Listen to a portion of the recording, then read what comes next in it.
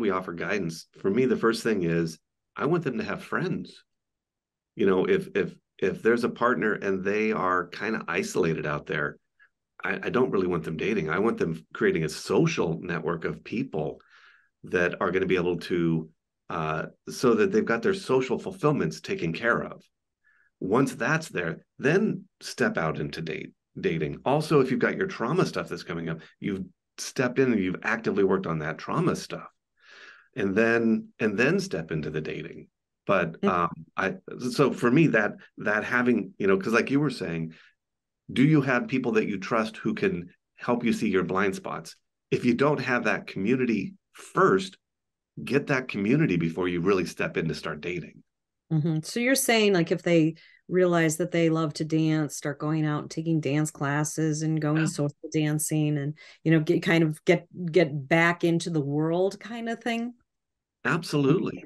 Okay, and And then once back into the world, and now what? Connections with people who are not romantic and people who are not sexual, that are just friends that you're getting to know. Tim saying have a group of friends, and I'm totally on board with that. And then the next step, maybe, or another step, readiness assessment, is who are you? And I think this happens naturally when people come out of another relationship. It's the self-exploration of, who do I want to be? Am I the self I want to be now? And so kind of what you were saying there, Wendy, of taking dance classes or something, but it's doing a little bit of work on, do I feel strong in myself in the world? Who am I in the world? A little bit back to that identity formation piece. And I think that's an important stage to have a good sense of who I am in the world before I go looking or experimenting or being open to who would I be in a relationship. So I think getting a set of friends, important. Having a good sense of who I am and what's my identity, so that I'm not looking for someone else to tell me what my identity is, And I think that's not necessarily a betrayed partner thing. I think that's a separating and who are you now thing. Mm-hmm. So what else would they start dating? Then what? How do we guide that? Then we're Wendy really wants to get to this. Yeah. Meet. I mean, because no one talks about it. Like, the partners are out there trying to figure it out for themselves.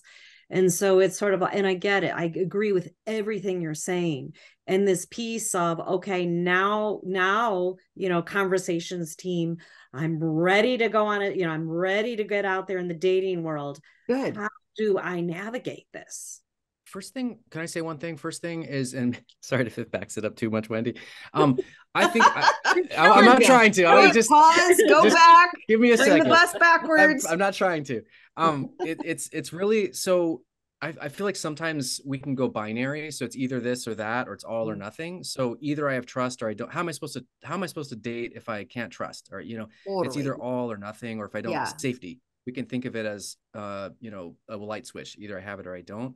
I like to think of it in degrees. So I think my first thing I would say is, when I'm with someone on a first date, of course you don't trust that person because you don't know them, just like any of us. So, but what kinds of things, what trustworthy things do you see, or what kinds of things? And is there a level of openness or vulnerability given that level, that degree of trust or safety that you're feeling? So I guess I found people kind of not wanting to do anything because, like, well, I don't know if I could ever trust or be safe again, so I'm just not going to do it.